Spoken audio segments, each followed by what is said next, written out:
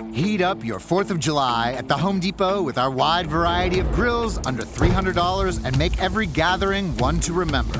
Give your outdoor space a glow up, whatever your budget is, with savings on seasonal plants starting at $5. With the grill fired up and your backyard set to perfection, you'll be able to invite friends and family over to kick off the party. Start celebrating with low prices guaranteed at the Home Depot. Prices may vary by store. Exclusions apply. See homedepot.com/price match for details.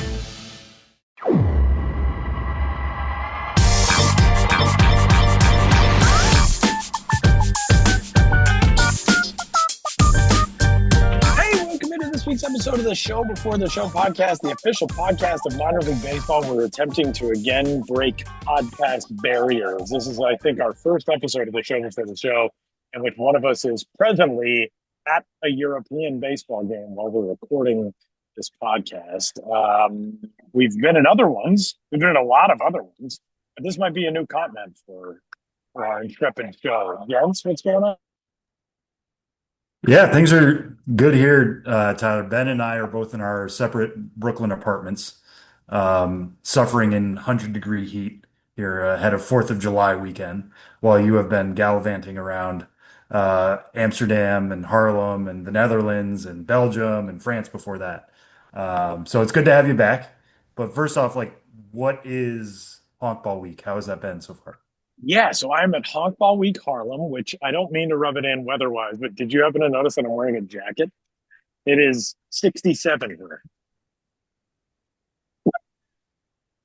Andrew did something I can't repeat. Almost. This is my first trip to Honkball Week Harlem, which is a biannual baseball event that takes place in Harlem in the Netherlands. Baseball communities not only here, but in Europe as a whole.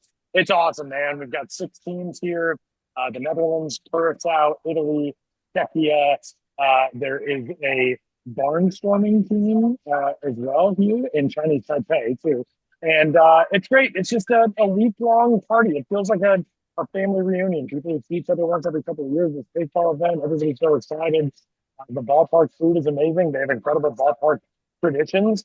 A lot of stuff that we're going to be looking forward to talking about and bringing to you in the future. But yeah, it's been great. We got some decent former prospects here. It's been a blast, and the weather is markedly better than you guys. Well, this week is a busy one on the baseball calendar, and as we welcome you into this week's episode of the Show Before the Show, we are set to dive into it with our latest and greatest edition of Ben's Biz Banter, presented by Social K, the official convenience store of minor league baseball. Ben, we welcome you in and we say hello. It's a big week, 4th of July weekend coming up. This is arguably the biggest week of the summer across baseball.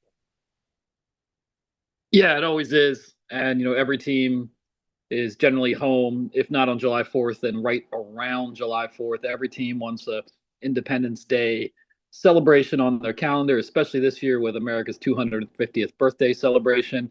And hopefully those will be smooth, well-planned celebrations. Unlike maybe this episode of the podcast where I'm struggling with some seriously bad internet, probably because it's 102 degrees outside and I'm working from home and they just can't handle it. Just frying the internet. That's how bad it is. Yeah. So I thank everyone for bearing with me here, but yeah, there's a lot going on. Of course, we've mentioned this in the past. We've had people from the Somerset Patriots on our show, but this is the weekend that they will be playing as the semi-quincentennials. The Somerset Patriots AA affiliate of the Yankees will be suiting up with this 19-letter alternate identity, which simply means 250th anniversary. So I think that's one of my favorite things going on. Some teams are doing ballpark events for July 4th and the semi-quincentennial, and they're not even playing a game. Lehigh Valley is doing that with this huge Liberty Ignited celebration. I mean, they've got a Pennsylvania Shakespeare Festival rendition of Who's On First. They've got Miss Pennsylvania singing the national anthem. They got Ben Franklin reading the Declaration of Independence. They've got a community sing-along, a drone show, and on and on and on and on. So there'll be a lot of interesting stuff like that going on. And shout out to the Wichita Wind Surge, who are giving away a beverage belt on July 4th. a belt that can hold your beverages. That's why they call it a beverage belt. You know So how a lot many? of stuff going on. What's like the parameters? Are we talking like cans? What do they hold? Yeah, And if so, yeah, how many? it's maybe cans or bottles. It's got like space for, I think the one I saw the picture, at least four around there. So That's you can terrific. be the star of your barbecue wearing a Wichita Wind Surge beverage belt. I know I would be. A beverage belt is much like the beverage helmet that I feel as though 90s society promised all to us. And we'd all get like a construction helmet with and goofy curly straws, and that didn't really materialize for me. But if you can go to the Wichita Windsurge game, you can get that in belts. Yeah, and so why wouldn't you do that? So happy July 4th, everybody, and get to a minor league ball game and celebrate America in any way that you wish to celebrate America. But we all live here, or most of us listening live here, and there is always something to celebrate. So let's just have a good time. All right, Ben. One of our favorite things is when minor league baseball and the real world cross over in a way that yields an identity. And we have that courtesy of one of my favorite programs on television, which is Jeopardy. And somehow, the Columbia Fireflies they're going to have a new alt identity. Give us the story behind it. Okay, yeah. There was an episode of Jeopardy that aired this past February, and it featured the following clue. In late spring, Congaree National Park in South Carolina is famous for its nightly display of synchronized Ds. The correct answer, or question, I guess, based on the convoluted Jeopardy clue formula, but the correct response to that is fireflies. Congaree National Park in South Carolina is famous for its nightly display of fireflies, and that is how the Columbia, South Carolina Fireflies got their name. Unfortunately, no one on that show that day when that question came up got it right. And one of the contestants, her name was Lauren, she rang in and said, "What are hippos?" And Ken Jennings, the host, said, "No, boy, I would love to see synchronized hippos, though." So that's the story behind the Columbia Fireflies deciding that they would now play a game as the synchronized hippos, and that is taking place in August. On August 20th, they will transform into the synchronized hippos, and that is based on an incorrect Jeopardy response. Thank you, Lauren, the contestant who guessed synchronized hippos. And thanks to Ken Jennings for saying, "Boy, I would love to see that," because the Columbia Fireflies pounced on it and said, "You know what, Ken Jennings, we're going to make your dream come true." That is one of minor league baseball's best and most adaptable means of playing along with the hits of pop culture. The synchronized hippos coming up in Columbia, South Carolina. All right, Ben. Crooked numbers always one of our favorite topics. Du month. I don't remember what month is in French. What's on the latest? I think we talked about a crooked topics like 2 minutes ago, and that was already the end of last month. How was this a June crooked numbers already? And oddities, anomalies. And the month of June, of course, had its fair share. I mean, how about this? From opening day through June 2nd of the 2026 minor league season, from opening day through June 2nd, there was one triple play. Then, over the span of 7 days in June, from June 3rd through June 9th, there were five. So, had to make note of that triple play explosion. And most of them were the 5-4-3 around the horn variety, but it's hard to find a greater concentration of triple plays than five happening in a 7 day span. So I had to make note of that. Another one of my favorite crooked numbers, weird moments from the month of June, and I thank the Portland Sea Dogs for tagging me a tweet and where they noticed this. But on June 2nd, the Portland Sea Dogs beat the Hartford Yard Goats 9-0. And what's remarkable about that is that each of the 9 players in the Portland Sea Dogs starting lineup scored exactly one run on the way to a 9-0 victory. I mean, what are the odds of that happening? I don't know, but they have to be extraordinarily low. Sea Dogs scored 4 runs in the third inning, 2 more in the seventh. And at that point, 3 players still need to score a run, and they all scored in the eighth inning, but just those 3. to make one of the more remarkable 9-0 victories you'll ever find, minor league baseball or otherwise. And the last one I'll mention, I can't remember if we mentioned this on the podcast when it happened, but how about on June 4th, Josh Rojas starting the day as a member of the AAA Omaha Storm Chasers, playing a 12 p.m. matinee in Columbus against the Clippers. And he got a hit in that game and then was removed in the fifth inning because he was told he was being called up. He then went to the Columbus airport, missed a flight, waited 4 hours, but still arrived in Minnesota to play for the Royals against the Twins that night, got into the game late and hit the game-winning hit in the ninth inning, a two-run single. So, Joel Youngblood, it's a famous moment in Major League history when he got a hit for two different Major League teams on the same day. Josh Rojas on June 4th pulled off his major minor league version of that, getting a hit in AAA and in the big leagues in the same day in two different road cities. So shout out to him. Anyway, check out Crooked Numbers, new edition on MILB and MLB.com momentarily. Probably by the time this podcast is out, it'll be up there for you to read. So hope you enjoy it. That's amazing. I remember interviewing Lane Adams, who did that for Gwinnett and Atlanta in the same day. And that's like a 40-minute drive. To have been in Columbus to start the day and then in the Twin Cities to end the day and get a hit and drive in some runs and win a game in your big league debut. It's pretty solid. That's one that'll go down in the slideshow of life. Yeah, and to miss a flight and wait 4 hours in the airport as you're trying to get it. And still made it. And that's the great thing about this is that Twins Royals game in Minneapolis was delayed by rain for 67 minutes. So that 67-minute rain delay gave him just enough time to get to the game and get the game-winning hit. What a weird and beautiful sport. Crooked Numbers is up on the site right now. He's Benjamin Hill. Ben, we have so much to learn still on this week's episode, including fascinating jerseys that are headed our way out of the Florida State League. What do we got? Yeah, the Dunedin Blue Jays, the team we have not focused much on this podcast. So I'm glad we got the chance to highlight them. On July 18th, they are wearing rain delay jerseys featuring a weather map as the jersey itself, the weather map of the Dunedin area. Dunedin is, of course, on the Gulf Coast of Florida. And it's also the Blue Jays spring training home. But they announced these jerseys. They went viral. So we reached out to the team, and I ended up speaking with general manager Matt Woke and broadcaster and media relations coordinator Eli Fishman about their radar-centric rain delay jerseys, poking fun at the weather in Dunedin and how many cancellations, postponements, and delays that team and that league, the Florida State League, experiences. So let's hear from them.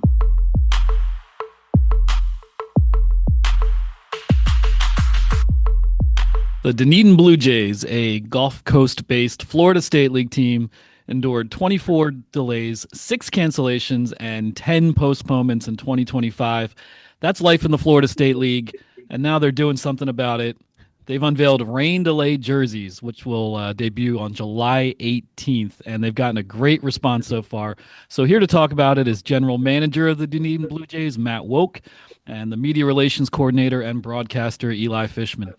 Guys, thanks for being here. Thanks for having us, Ben. Absolutely. Thank you. So before we get into these jerseys, I visited the FSL a few times. I've heard a lot of stories, but let's just talk about life in the Florida State League from a weather perspective. It seems like it rains nearly every day. You're constantly monitoring the radar. Just what's it like day to day, operationally, trying to run a team, trying to communicate with players and coaches, the umpires, the fans? I mean, it must be just a huge part of your job.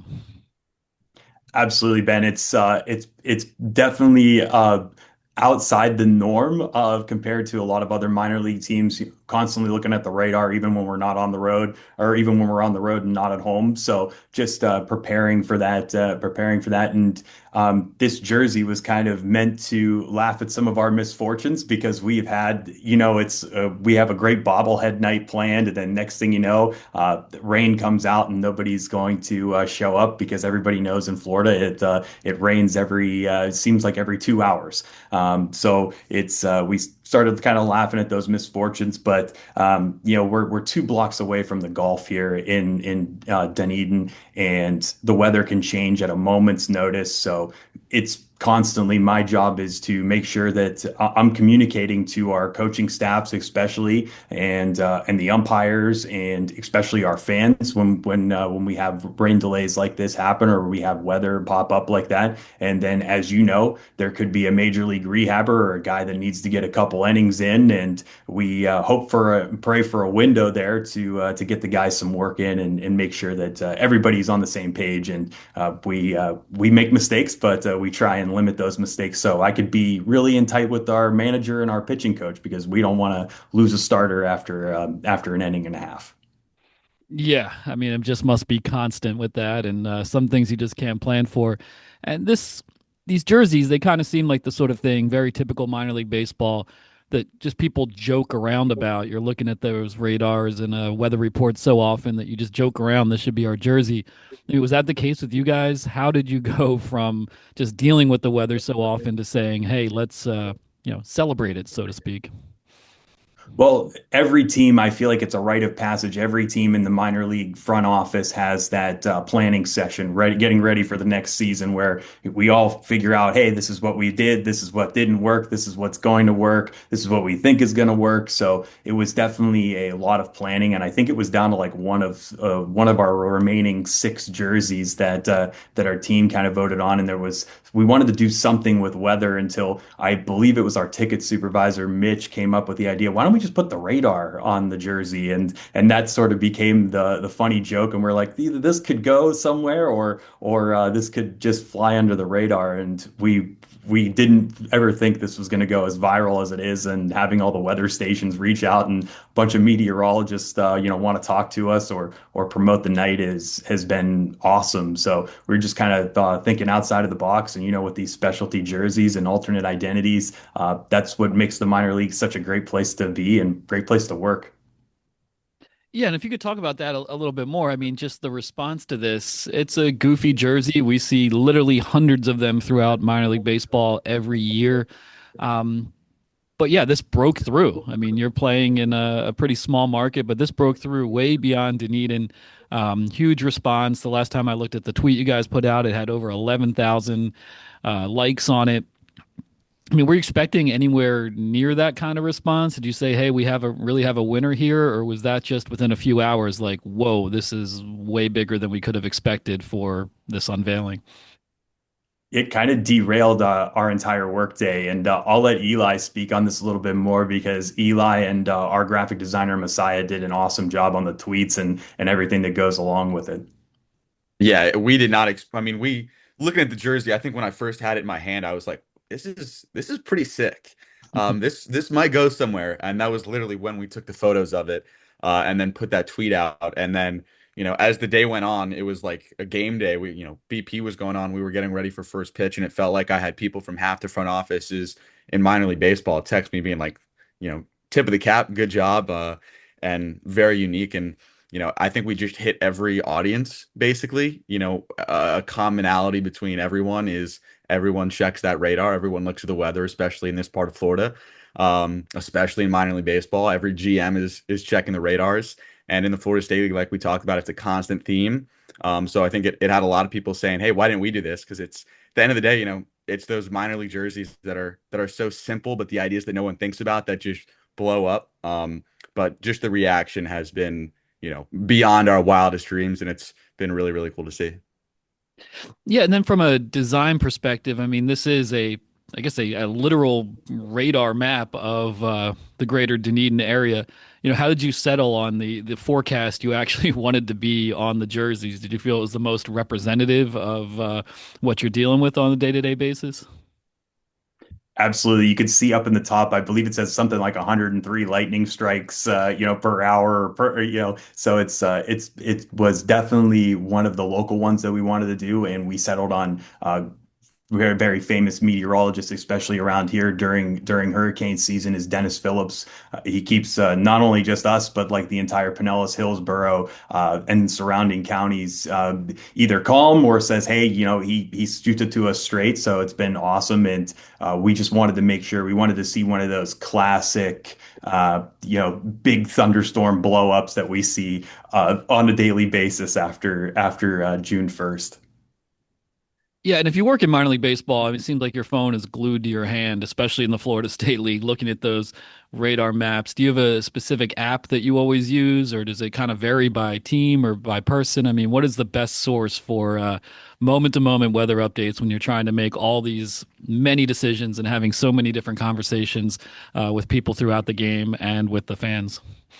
Yeah, thank you for asking that because I love talking about all the different radar apps we use. But hey, it's great because we have AccuWeather for Business. We also have a weather station that's kind of on top of our player development complex here, which is a couple miles away. So we start looking at that especially, and I'm also looking at some local radars, especially Tampa Bay 28 and some of the more local ones where Dennis is. But a couple of the apps that I've found useful, and I've actually had to go and dig for these because a lot of storm chasers use them in Oklahoma and other places to, give them the most up-to-date coverage. But one has been WeatherWise. I've been using a lot of WeatherWise lately, and another one called Radar Scope. And I have both of those up plus a local radar. So I'm constantly looking about two or three radars because all of them may say different things. All of them may say a different time frame. So I just kind of put the pieces together, and I'm like that meme with all the numbers floating around Yeah. around the head. So it's like, hey, this says 70, this says 60. It's got to be somewhere around there, and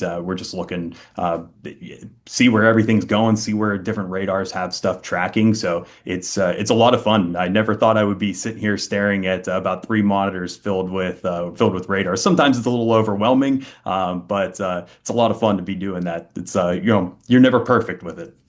No, I mean, no matter how much you can seek to know, there's always so much of a great unknown dealing with this. So it's July 18th that the team will take the field for the first time in these rain delayed jerseys. Are you planning on theming that day out a little more? Are you going to keep wearing these jerseys after July 18th? Are you thinking about, selling them in the team store down the line? I know you're going to auction the ones off that they're wearing on the 18th, I believe. But yeah, tell me about the larger plans for how plan to capitalize on all this. Oh yeah, we didn't expect this thing to go viral.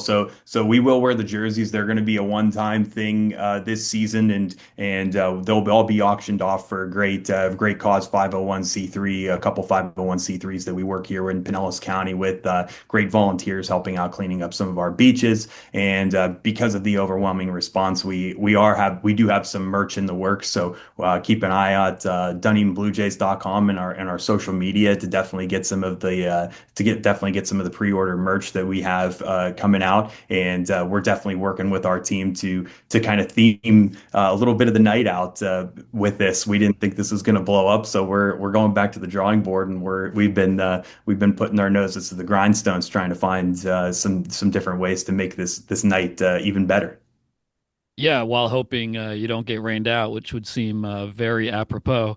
How has this year been? You mentioned last year, probably even by Dunedin standards, was a little much with the 24 delays, 6 cancellations, 10 postponements. How have things been in 2026? A little better luck, or just more par for the course? A little bit better luck, but I will tell you the worst thing possible.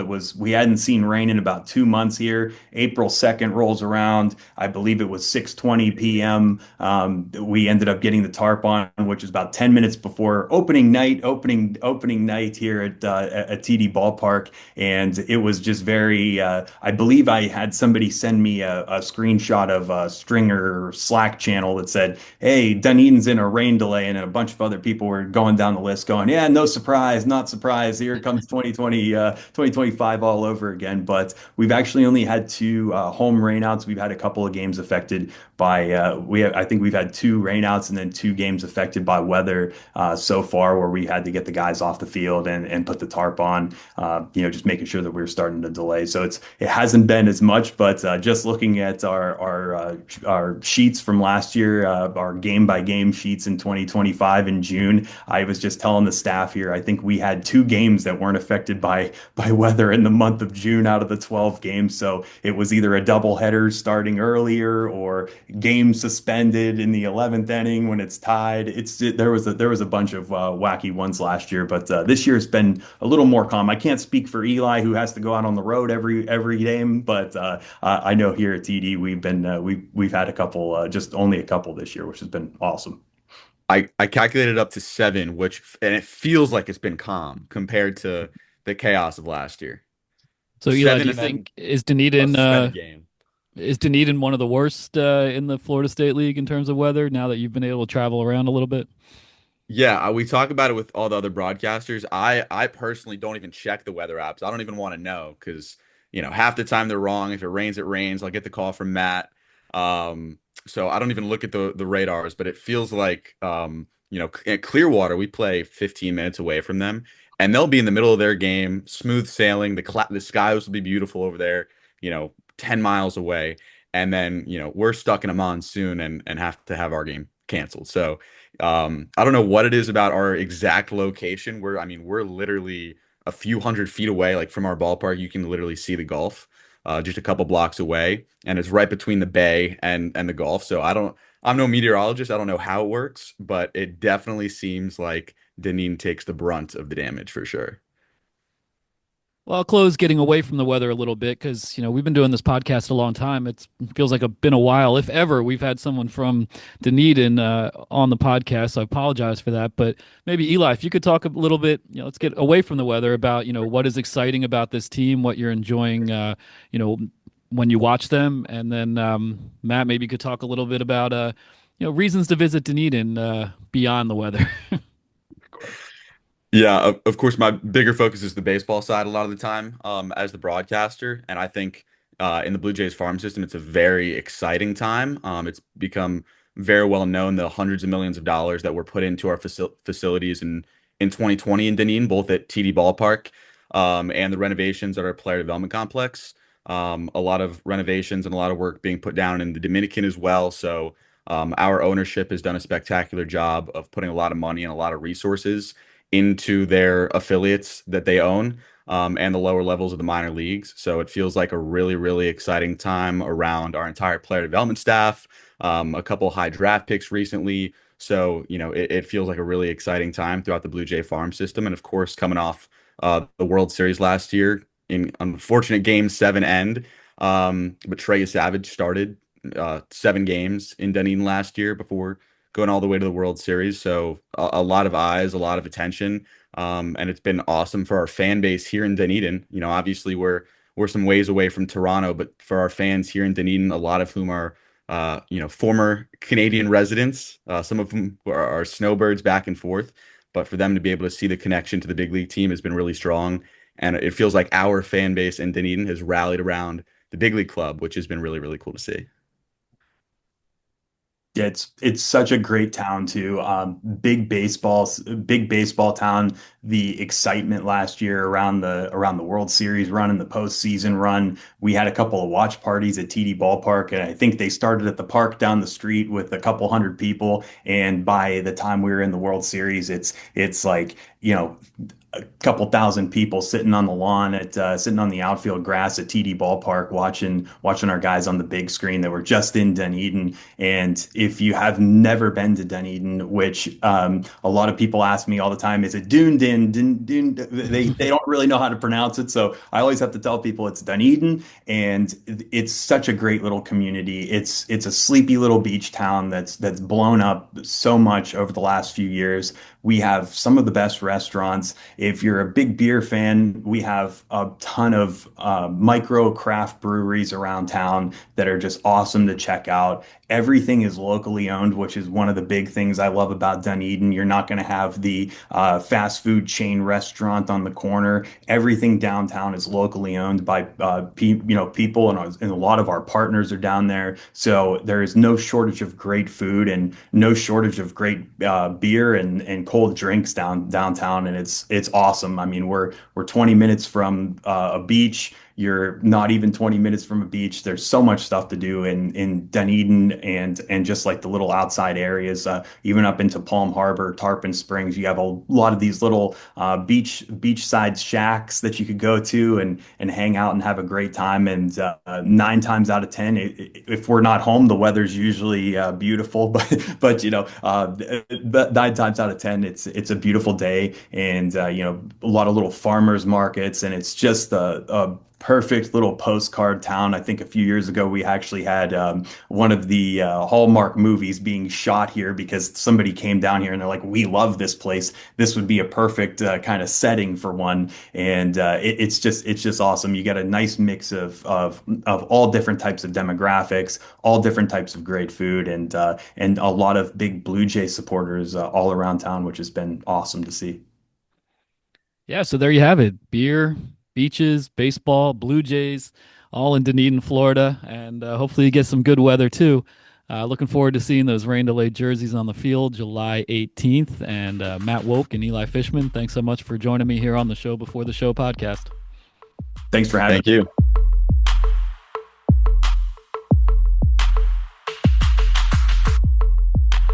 There's maybe something to like the reverse jinx technology behind wearing a rain delayed jersey, but I would imagine that there were a lot of very superstitious baseball people in that Dunedin front office who were like, we shouldn't do this, shouldn't tempt fate. I feel like the grounds people were, it was just a nice.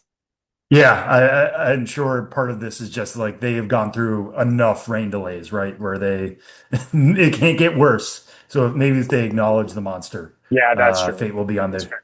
be on their side. That's a very fair point. All right, teams. Actually, it's time for a little on-field chatter, and we're heading directly to an on-field conversation here. Yeah, I'm really excited about this one because I believe we've had somebody on in the past who went through a similar situation. But this is Curtis Washington Jr., who's a Mariners outfielder at High A Everett currently and was as of last month.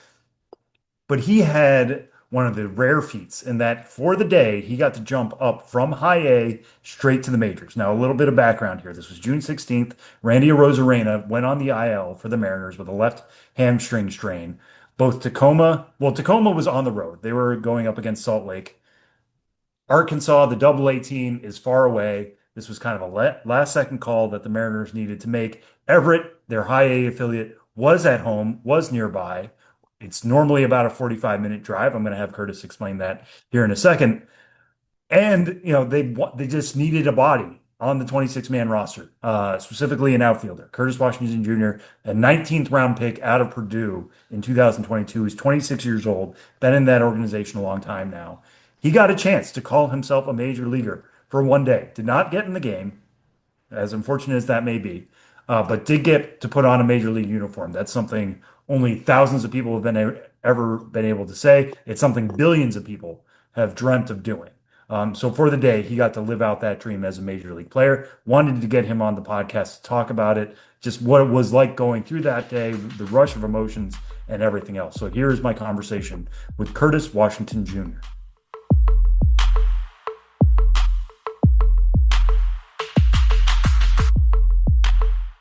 Well, we're very pleased to be joined by Mariners outfield prospect Curtis Washington Jr.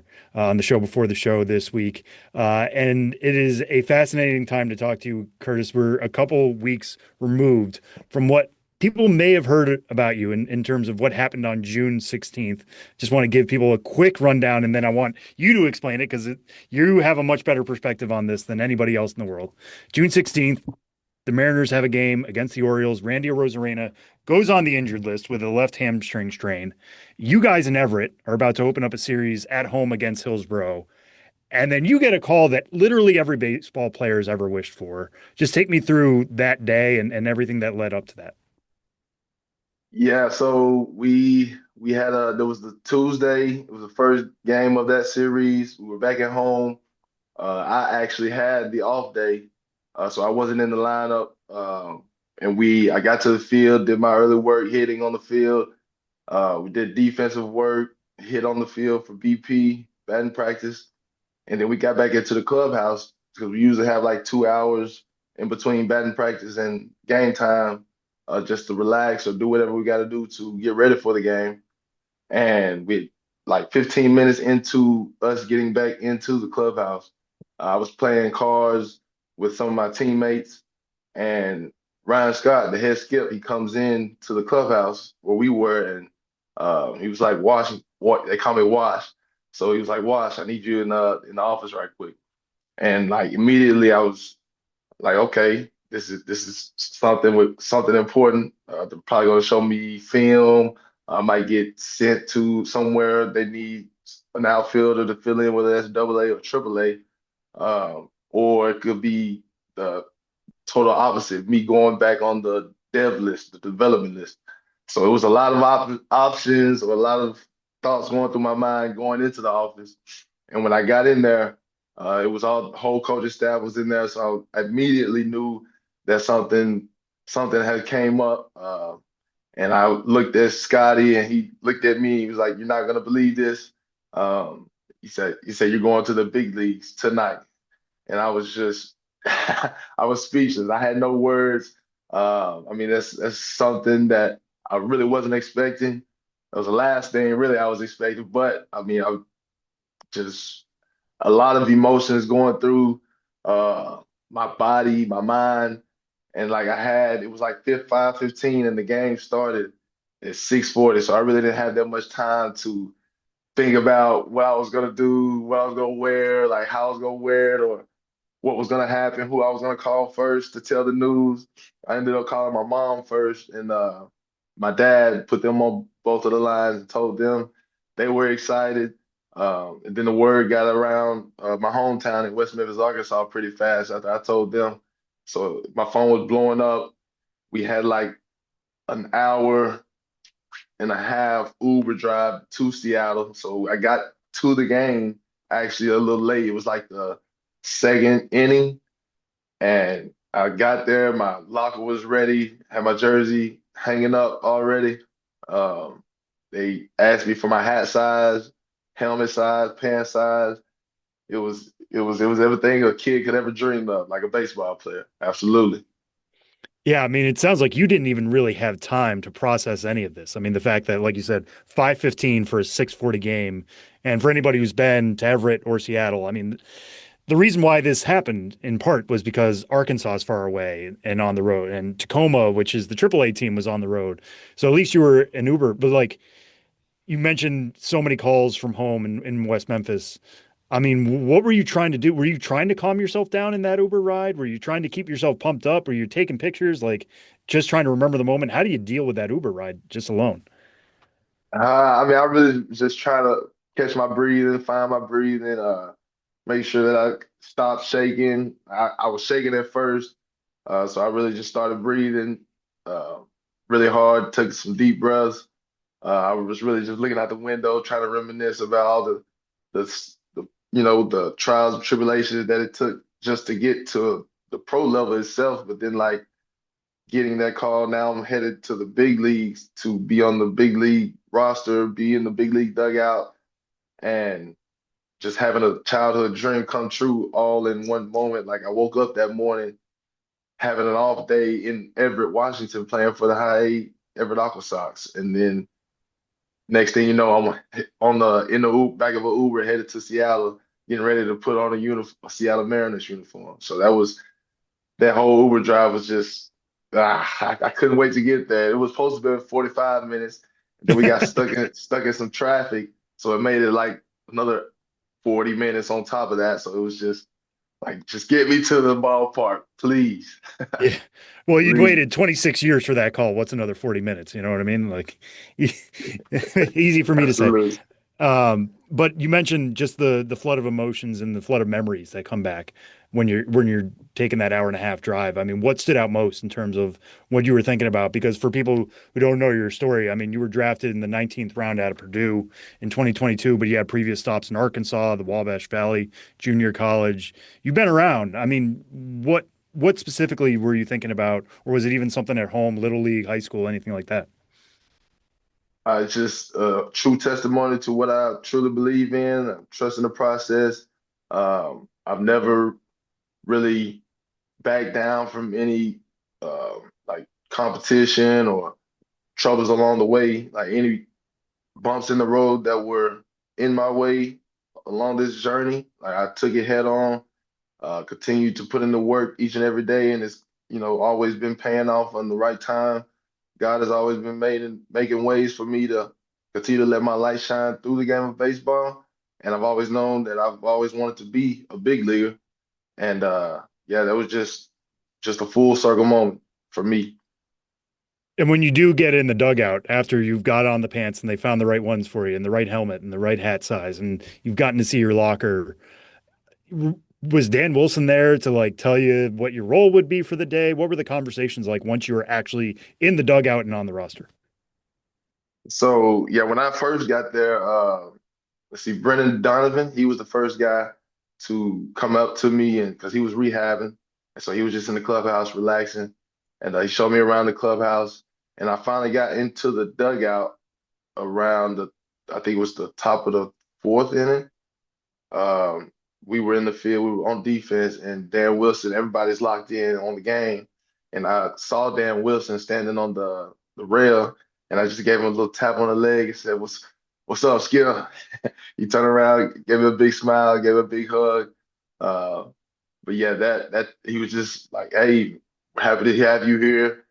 Bring the good energy. If we need you in the game at any point, be ready to go and do you, be yourself."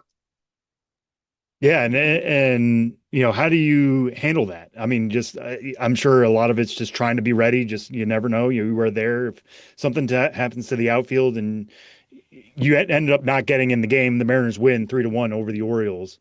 But how do you handle that the rest of the game? Were you trying to be like, "Hey, I'm here, please use me," or was it just taking it all in? Nah, I would say it would be more of me just trying to take it all in. And if that opportunity came, like I was going to be ready. That's something that I've always told myself when I'm not in the starting lineup or when I'm just, a backup player. Ever since I started playing baseball at Arkansas, I would always tell myself to be ready at all times because you never know, anything can happen. Anybody could go down. It's a tight ball game. I've been pretty well known of coming in late in the game for a pinch runner to play defense if there's a tight ball game. So yeah, that was just my mindset the whole time, just taking it all in.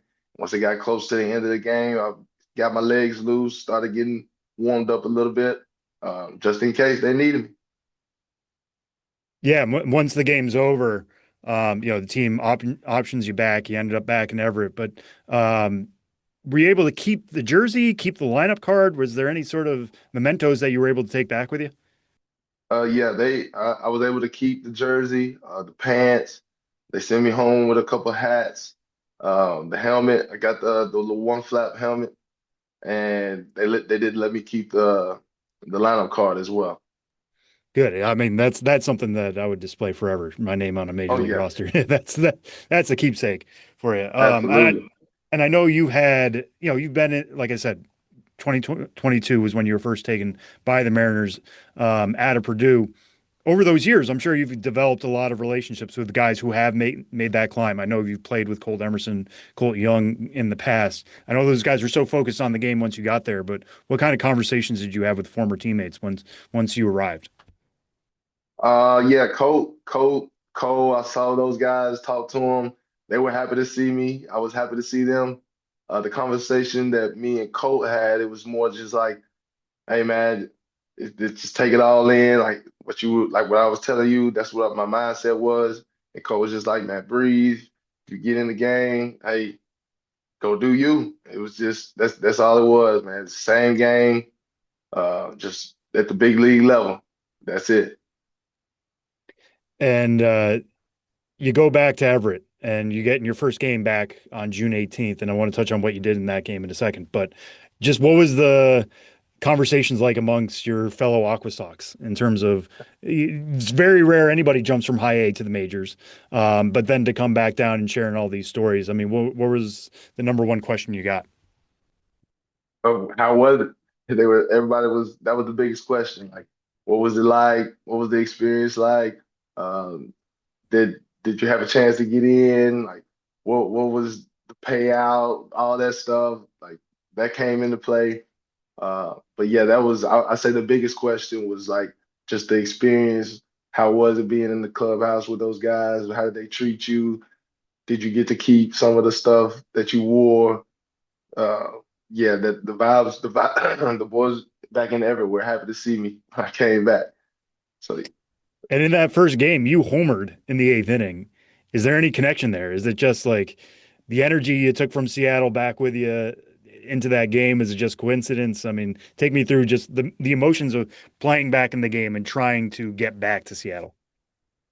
well, yeah, that coming back to Seattle or to Everett from Seattle definitely gave me a little confidence boost, and that definitely plays into the game of baseball. And I would say like just the result of hitting a home run in the first game back as a big leaguer, like that was me being ready to hit the fastball, not really trying to do too much or just sticking to my process. So I could say, yeah, coming back from the big leagues definitely helped me out confidence wise, and that helped the results as well from the baseball field. So. hmm Yeah, and I mean, on the other side of this is a conversation with the team, right? Like, hey, we're sending you back. This was only for one game. Is that much of a conversation? Just how does that go after an emergency call up like this? Oh yeah, Dan. He sat me in his office, Dan Wilson, and when he told me that, I was just all smiles, ear to ear. I was just so grateful for the opportunity to even be a foot in the dugout. Just cheering the Seattle Mariners, the team that drafted me. I mean, hopefully that did give me like confirmation of like who I think I am as a baseball player. Like if I could just continue to trust the process, continue to be ready, don't take any days off. Like anything can happen in for the rest of my career, not just in that moment. And so I was just telling Dan, I was like, thank you for this opportunity. Uh, this is a day I'll never forget. That shows that you guys trust in me and my player type, what I could bring to a clubhouse. And I'll never forget that moment. And that's something that I'll cherish forever. Yeah, and you were saying there were just so many calls coming in from home in Arkansas. And I mean, have you been able to catch up to them yet? I know we're a couple weeks out, but I imagine just the dozens and dozens that were coming in, that may take some time. And has there been anybody truly special who reached out, who you've been able to thank for their help in your journey? Oh yeah, absolutely. Like it was like you said, it was a lot of it took me a couple of days to reach back out to everybody that was congratulating me through social media, whether it was by phone number through text message. But yeah, like my family, church members from back home, my former coaches from high school, travel ball, Arkansas, Wabash Valley, Purdue, like those stuck out to me the most because those are the people that really kind of know who I am as a person, like what I've been through, what it took, everything that it took for me to get here, like the sacrifices, the betting on myself to, go from a D1 to a junior college to just get reps and just wanting to play and showing my passion, the love that I have for the game. And but yeah, those are the ones that stood out to me the most that reached out. Yeah, and you said you know you were happy that the Mariners rewarded who you think you are as a player. I think for a lot of Mariners fans, you are now on their radar. You are somebody who has been on the roster this year. As they get to learn more about you and know about more about you, and if they go to an Everett game, again, it's not that far down the road, they're going to recognize you as the guy who got called up. What do you hope they learn about you as a player and as a person? I hope they learn that yeah, I'm a player and a person that, always has fun, brings great vibes, great energy to whatever he's doing in life. Always trusting in the process, trusting in God's plan, not giving up when there's any conflict or um, obstacles that are thrown his way. Just continue to trust the process and keep control what you can control. That's what I like to tell myself. Only never get too high or low through the ups and downs. Just stay the same person each and every day. Yeah, and speaking of that process, I wanted to touch on one more thing before I let you go here, and that looking at your career to this point, following along, you entered the year with 5 career homers. You're up to 9 total this season with Everett. I mean, what do you attribute that to? Has there been something you've been working on to get to more power into your game? I know you've always been a speed guy, 32 bags, stolen bags last year. And you were talking before about always being available to pinch run late in games, but to add a little bit of a layer of power here, what's been going on that's led to that? I really just say it's been built up over time. I really don't feel any different in my swings. It's just more of the like small adjustments that have been made by continuing to hit the weight room, continuing to do movement prep, like the little things that prepare your body up until the game. My approach has always been the same at the plate. I'm just putting better swings, I guess. I'm getting a little stronger, seeing some ball flights. I'm understanding my swing a little bit more and myself as a hitter, like what pitches I'm good at hitting, what pitches I'm not really good at hitting, uh, getting my pitch to hit in a certain count and sticking to that approach. Because once I start thinking about other things in the box, like I don't get my best swing off or I don't swing at a pitch that I usually would swing at, and that this year, I would say the more I've committed to that plan and approach, that's been helping me out a lot with the home runs and getting my best swing off. Nice. Nice. And we'll end on this one. I mean, I imagine you were mentioning earlier just getting that call into the manager's office. And when you're at high A, there's a wide swath of things that could come about, right? Like you could be going to Arkansas, you could be going to the dev list. Um, is this something that's going to stick with you now? Anytime you get called into the manager's office, it's like this could be the time to go back. It is. I've seen that it is possible to jump to the bigs. Yeah, absolutely. That the call to the big leagues from now on, when I get called up into the office, that's just another option that could possibly be happening if I ever get called back into the office or the next time I get called back into the office. So it'll be all right, we could either be going to the big leagues, we could be going up another level, we could be going on the dev list, or we could be getting released. It's four things, four possibilities that could be happening. But we're gonna hope that it's always gonna be either a promotion up or the big leagues from now on. Yeah, focus on the positive for sure. Well, Absolutely. Curtis, thank you so much for joining us here on the show before the show. Congrats again on the major league call. That is a big deal. Not a lot of people get to experience that just in general in baseball. So congrats on that and best of luck with everything moving forward, whether Everett, Arkansas, and all spots beyond. Thank you, brother. Thanks for having me.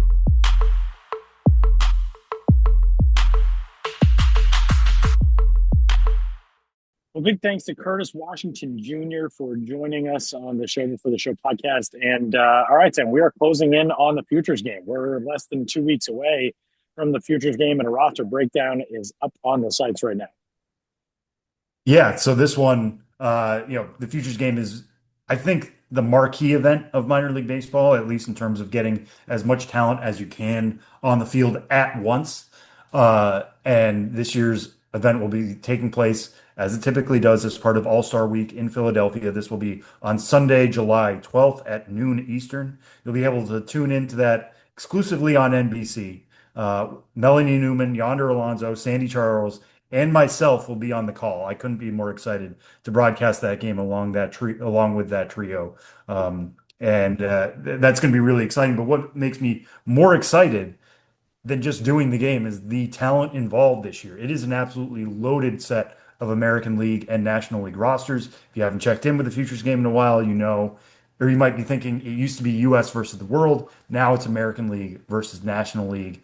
And of our top 100, when they initially announced the rosters, which are 50 players, 38 of our top 100 prospects made those rosters. Nine of the top 10 made it as well. So Jesus Madej, he will be there on the National League side. Leo DeVries will be there on the American League side. The American League side will also have two of the best pitching prospects in all of baseball, in Cade Anderson and Ryan Sloan, both from the Seattle Mariners. The Pirates will be able to counter with a guy who I think could arguably be the top pitching prospect in baseball in Seth Hernandez.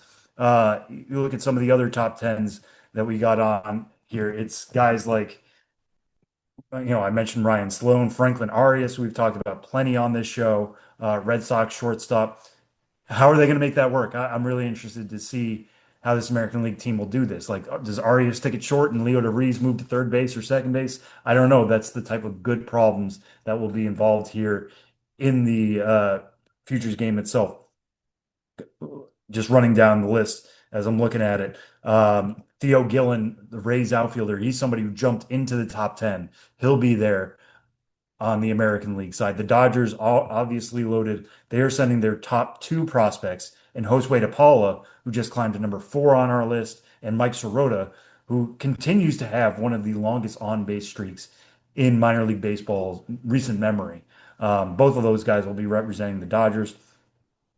Like the problem, I don't want to necessarily say the problem, but this is a 7 inning game. Part of that is to limit the game in order to prevent injuries. You don't want guys going too long and getting hurt in a game that it's essentially an exhibition. I get it. But there are just going to be so many arms in this game. Like I wonder exactly how they're going to make them all fit. I hope we avoid a situation like we had last year with Trey Savage, who only came in and faced one batter and then was taken out. And then we got to see him later in that year in the World Series. So it's going to be a big puzzle piece or, big puzzle for both managers to put together.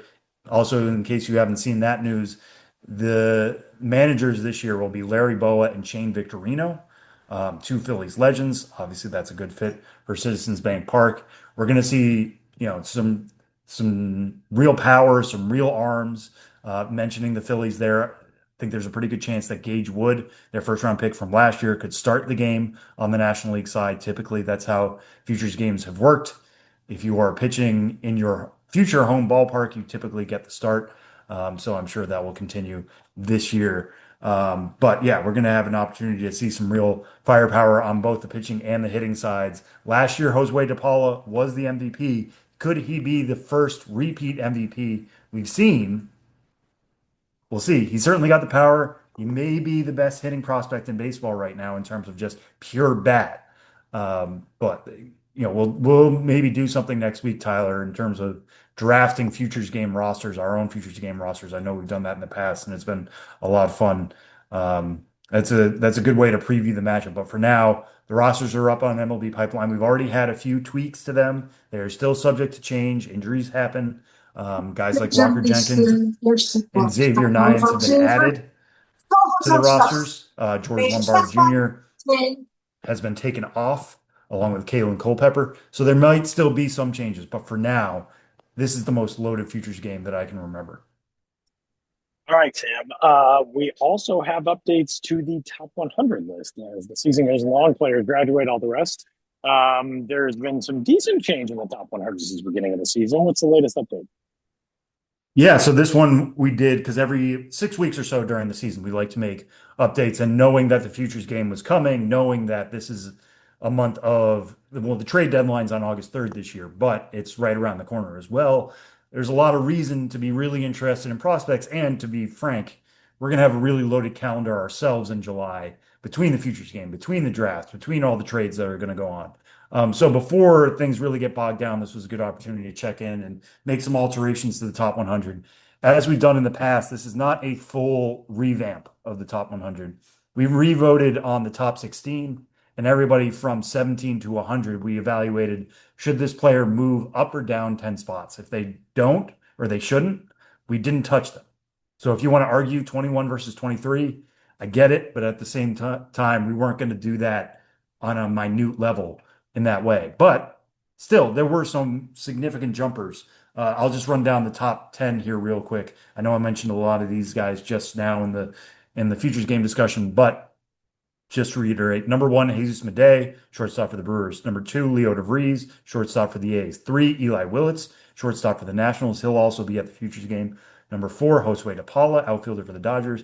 Number 5, Cade Anderson, left-handed pitcher for the Mariners. Number 6 was Colt Emerson. He graduated a day after we made this update, but I'm just going to note it anyways, just in case you were wondering where he did place before he graduated. Number 7 is Seth Hernandez, the right-handed pitcher for the Pirates. Number 8 is Franklin Arias, the shortstop for the Red Sox. Number 9 is Ryan Sloan, the right-handed pitcher for the Mariners. Number 10 was Theo Gillen, outfielder for the Rays. So the only one of that 10 not to make the futures game was Colt Emerson because he's in the majors. Moving up to number 10 was Sebastian Walcott, who's currently coming back from Tommy John surgery. I think there's a chance we're going to see him in the second half, which is very exciting. But some of the biggest movers here, real quick. Uh, Theo Gillen, who I just mentioned, went from 39 to 10. Mike Sirota, another futures gamer, went from 38 to 12. Luis Lara, an outfielder for the Brewers, who's been really good at AAA this year, jumped 20 spots from 89 to 69. Felman Celestin, shortstop for the Mariners, jumped 20 spots as well, 96 to 76. He's been much more consistent in his play this year in the high A Everett, or in high A Everett in the Northwest League. And then also a 20 spot jumpers, Carson Milbrandt, right-handed pitcher with the Marlins, going from 98 to 78. A couple of new additions here, real quick. I think we added 6 new names. They're Christian Zazueta, right-handed pitcher for the Dodgers. He comes in at number 92. And then 96 to 100 is Francisco Renteria, outfielder for the Phillies, just got signed by the Phillies in January. Josh Adamchevsky, outfielder for the Brewers, somebody who was a breakout star for them last year, has continued to really show off a really strong hit tool this year between high A. He just got promoted to double A a little bit ago, has continued to be successful there. He's somebody who moved from second base to the outfield. Been a little bit better on the grass, I would say. James Tibbs III, first baseman slash outfielder for the Dodgers. Maybe he's in the conversation as like the most productive hitter at AAA this season. Dodgers are going to have to find a spot for him. He's on his third organization after being drafted by the Giants, traded to the Red Sox, and traded again to the Dodgers. But things seem to be clicking pretty well for James Tibbs. The third, number 99, Caden Bodine, catcher for the Rays. He was acquired from the Orioles in the offseason deal for Shane Baz. He's also on his third level of the season. He just got promoted to Double A Montgomery this week. I believe he remains the minor league leader in average. He's also striking out less than 6% of the time. He's a pretty decent defensive catcher as well. So now he gives the Rays 2 top 100 catchers alongside Nathan Flewelling out of Canada. And number 100 is Braylon Doughty, the right-handed pitcher for the Guardians, who also got promoted to Double A this week. So those are the new additions. Check out everything. You can find the story on this on the updated top 100 prospects list for June 2026. We're going to continue to make tweaks as the season goes along. Guys are going to graduate. Noah Schultz graduation is right around the corner. A couple other graduations are coming up. We continually add names to the bottom of the list. But for now, this gets things in a little bit better order as we get into a very busy July. Sam Dykstra, the legend himself. You can follow him kind of at Sam Dykstra MILB on all of your requisite social media networks and such. All right, Sam, good stuff. We'll see you on the other side. All right, talk to you soon, Tyler.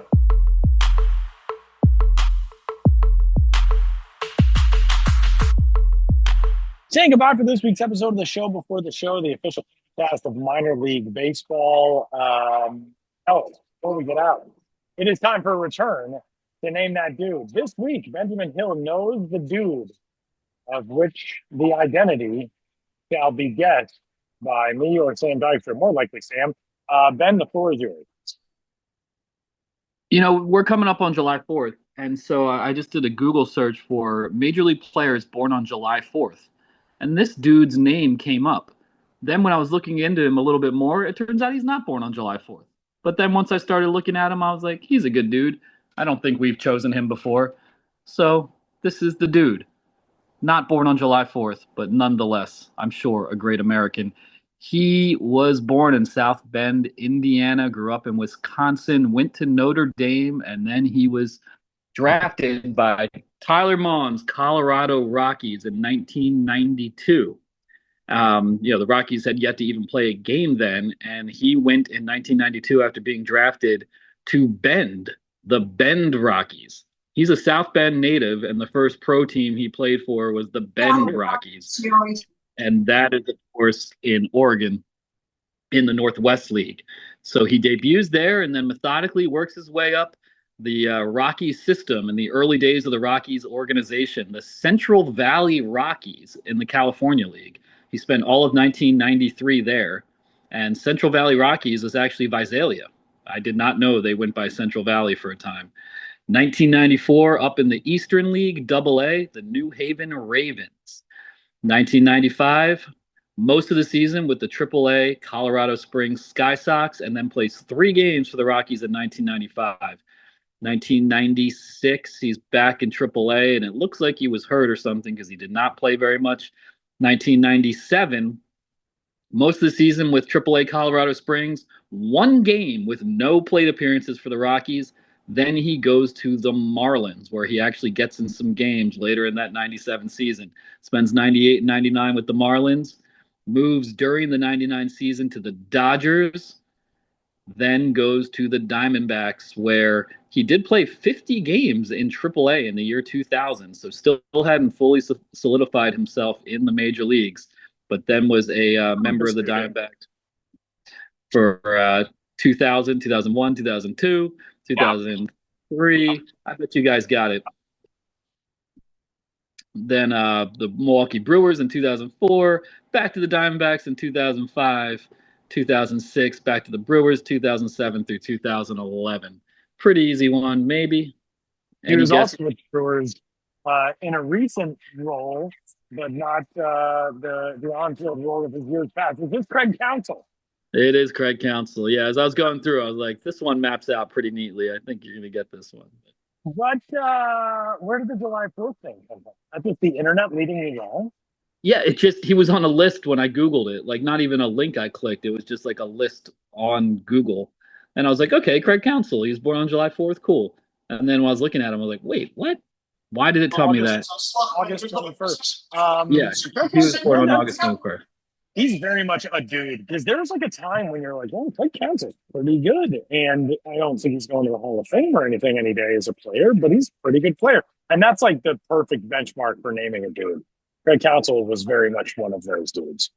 Yeah, 16 seasons in the major leagues, never a star, but obviously got some clutch hits and was a good player for a lot of years. For some reason, I always confused him with Jeff Conine, but this is Craig Counsell. Similar Marlins guys, Marlins era.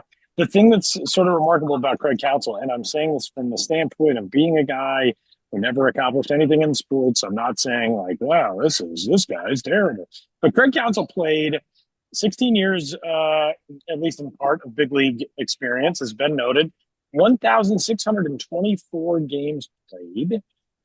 And he does not have a single thing listed under the awards section on his baseball reference page in terms of like, wasn't an all-star, wasn't a silver slugger, didn't win a gold glove, wasn't in getting MVP votes, but he was just like an effective player for 16 years. Really, like in large part, 13 pretty lengthy big league seasons. That's impressive. One thing I've always wanted to bring up with Craig Counsell, either in person or have another reporter do it. And we talked about this the other week, Ben, when like one of our dudes was Tony Batista and how Tony Batista was defined by his stance. Craig Counsell was defined by his stance in terms of just keeping the hands way up high. Absolutely. And making it iconic in that way. And I never understood exactly how that worked. So A, how does that work? And B, now that he is a manager, first with the Brewers, now with the Cubs, does he ever suggest it? Like, oh, you're going through a slump. You might need to do some mechanical changes. Have you ever thought about just throwing the hands up real high, like, and seeing how that goes? I don't know. He just walks around the clubhouse with like a YouTube video of his own batting stance. He's like, you guys ever tried this one? I mean, everybody is different, and I mean that everybody and every body is different, and you got to find what works for you mechanically. The fact that that worked for him and how he found it, I'm sure, is a fascinating story. But the fact that he is now coaching ball players and instructing them on, he's not a hitting coach, he's a manager, but still, like, I'm sure he has a few thoughts here and there about how Jackson Churio can streamline his swing, or now Dansby Swanson or whomever, Pete Crow Armstrong. I don't know. It's just it's so funny to me that the guy with one of the funkiest swings of all time became somebody who's instructing other people on their swings. It is pretty great. Yeah, now I got to go down a rabbit hole and see if there's any other South Bend natives who went on to play minor league baseball in Bend, or vice versa. That's a good crossover. I don't think there's a Big Bend, but there's no baseball team there. I wonder if there's ever been like a North Bend something, the North Bend Bay Buccaneers of the old Maine, New Hampshire, Vermont League in 1912. as people famously say. That's what they used to say back then. It was the style at the time. Yeah. All right, gents. Well, some good stuff. Craig Counsell, wherever you are with the Cubs today, thanks for tuning in. I'm sure you're listening to the show before the show, as everyone does, and as all of you did, and you have made it through another one. So with that, our sincerest congratulations and dearest thanks. Saying goodbye from Honk Week Harlem, from New York City, and from the official podcast of Minor League Baseball. For Sam Dykstra and Ben Hill, I'm Tyler Mott. We'll catch you next week.